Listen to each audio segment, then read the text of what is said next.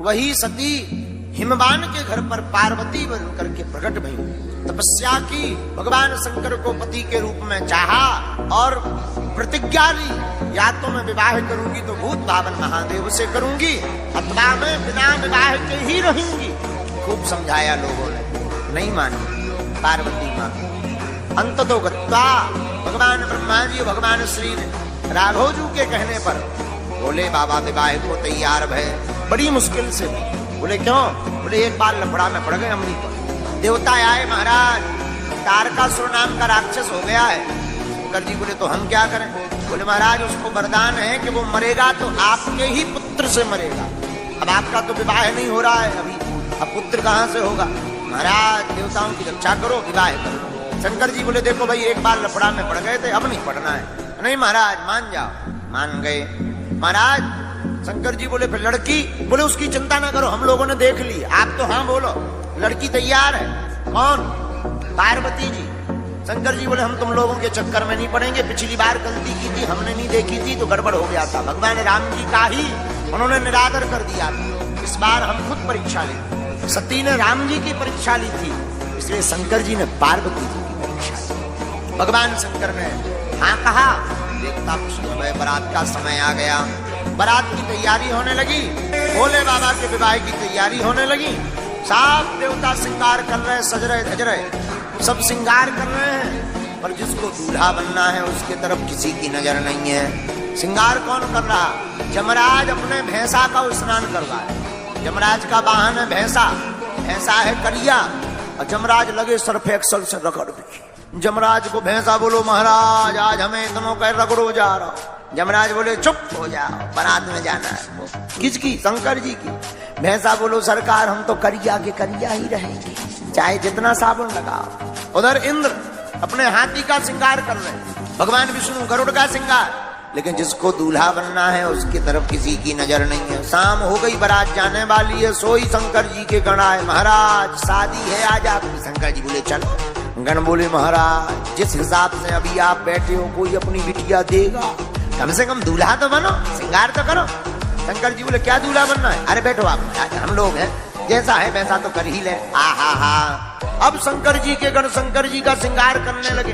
कहा कि मुकुट लाओ। शंकर जी बोले नहीं नहीं, किसी का मांग के नहीं लाना, ऐसे ही ठीक है। उधारी में क्या करना है? उधारी का श्रृंगार करने से कोई फायदा भी नहीं। और बात भी सही है, नए नए लोगों की जब नई नई शादी होती है उधारी की कार ले जाते हैं, उधारी की वाहन ले जाते हैं, लेकिन जब वापस आते हैं तो सब बराबर हो जाता है। भगवान शंकर मानो कहना चाहते हो हम ऐसा वर नहीं बनना चाहते जो बाद में बराबर हो जाए, हम तो ऐसा वर बनना चाहते जो बराबर ही रहे।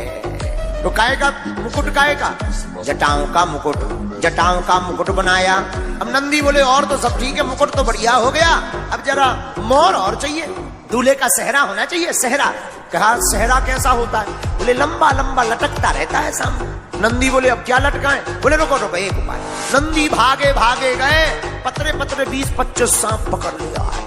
उन सांप का मुंह लिया, मुंह बांध दिया और मुंह को डाल दिया जटाओं में, पूंछ लटका दी सामने। आहा क्या सेहरा लगता, दूल्हे का सेहरा सुहाना लगता है, क्या अद्भुत सेहरा है। कहा दूल्हा का सेहरा भी हो गया, मुकुट भी हो गया, अब कानों में कुंडल होना चाहिए। कुंडल का एक नंदी बोले रुक जाओ, बिच्छू पकड़ लिया, बिच्छू का कानों में कुंडल, पतले पतले सांपों का कुंडल बढ़िया छल्ला बना दिए। आहा आनंद आ गया। अब बोले फेसियल तो नहीं गया, दूल्हा का फेसियल और होना चाहिए। अच्छा फेसियल कैसा? बोले भाई सफेद सफेद हो जाता है, बढ़िया अच्छा खासा व्हाइट व्हाइट निकल आता है। अब फेसियल कहाँ से हो गए? पाउडर भी नहीं। नंदी बोले रोको चिंता मत करो। नंदी भागे भागे गए, शमशान से 6-7 किलो राख उठा लिया है। कहा ये है पाउडर बढ़िया वाला। आहा शंकर जी बोले ये बढ़िया पाउडर है, साफ गण ले। अच्छा पाउडर लगाया जाता है तो ऐसा लगा करके फिर बढ़िया मिलाया जाता है, तब पाउडर लगा हुआ कहलाता है। लेकिन अब संजय से शंकर जी वैसे ही गण, सबने मुट्ठी भर भर के गणों ने लियो थोप दी। शंकर जी तो वैसे ही सफेद, ऊपर से भस्म लगा दी सो और विचित्र लग रहे, आंखन में बढ़िया भस्म छप गई। कहा कुछ भी कहो भैया पाउडर गजब का है। अब कहा भाई फेसियल तो हो गया। शंकर जी बोले अब तो ठीक लग रहा है। कहा शेरवानी तो है ही नहीं, ऐसे कैसे काम चलेगा? शंकर जी बोले शेरवानी हम नहीं पहनेंगे, ऐसे ही ठीक है। अरे महाराज ऐसे नंग धड़ंग जाओगे, कौन बिटिया देगा? कुछ तो पहन लो, इज्जत तो लाग लो, इज्जत तो ढकी रहे। तो शंकर जी बोले हम ऐसा वैसा कुछ नहीं पहनेंगे। तो कुछ नहीं मिला तो जिस मृगछाला पर शंकर जी बैठे थे वही मृगछाला उठाई, कहा भैया इसी को बांध दो कमर में। अब मृगछाला में कौन बटन है? अब मृगछाला लपेटी सो खिसक गई। अब जब नीचे सरक गई, अब करें क्या? तो शंकर जी के गण बोले एक काम करो। बोले क्या? बोले एक गण की ड्यूटी लगा, वो पकड़े ही गए। तो दूसरा गण बोला कहीं ऐसा ना हो कि भांवर के बीच में हाथ दर्द करने लगे हो, छूट जाए तो क्या होगा? बोले क्या होगा? इज्जत निकल आएगी। कहा क्या उपाय किया जाए? अब बड़ी चिंता में गण। नंदी बोले चिंता मत करो, एक उपाय। बोले क्या उपाय? नंदी भागे गए, 1.5-2 हाथ को सांप पकड़ लिया, करिया जो मोटो पना कर सांप को ला करके पहले कमर में बढ़िया मृगछाला लपेड़ी, ऊपर से सांप को बांध दिया और सांप से बोले सुनो दुनिया पलट जाए तुम ना खिसक जाइयो। सांप बोलो क्यों? बोले पूरी इज्जत तुम्हारी पे अटकी। शंकर जी अब ठीक है। अब शंकर जी के हाथ में त्रिशूल दिया, डमरू दी, मस्तक पर चंद्रमा। भोले बाबा का रूप देख करके सब गण खुश हो गए। बोले बा जहां अपना आज रूप देखा सोई बाबा डमरू बजाने लगे। और बाबा को डमरू बजाते देख सब गण नंदी भृंगी श्रृंगी सब नाचने लगे, हर हर महादेव। अब हुआ क्या? अब पूरी घटना तो सुनो। जो सांप कमर में बंधा था वो खिसक गया, सरक गया, एक कोने में लगू नच गई। नंदी की नजर बहुत देर बाद गई कि भोले बाबा की जो कमर पे इज्जत बंधी थी, बात जो कमर पर मृगछाला थी वो तो गिर गई। देखा नाग कहाँ है? नाग तो दिखाई नहीं पड़ा। जब कोने में देखो तो सांप भी लगू नच गई। नंदी ने कही ये क्या है? बोले डांस। बोले डांस तो है लेकिन तुमसे हमने रोका था कि तुम मत खिसकना। वहां नहीं खिसकेंगे, ये तो अपना ही घर है। फिर से बांधा, मृगछाला को बांधा। अब हुआ क्या? देवता आए, देवताओं ने देखा हे भगवान। कहा क्या हुआ? बोले ये कौन है? बोले यही तो दूल्हा है।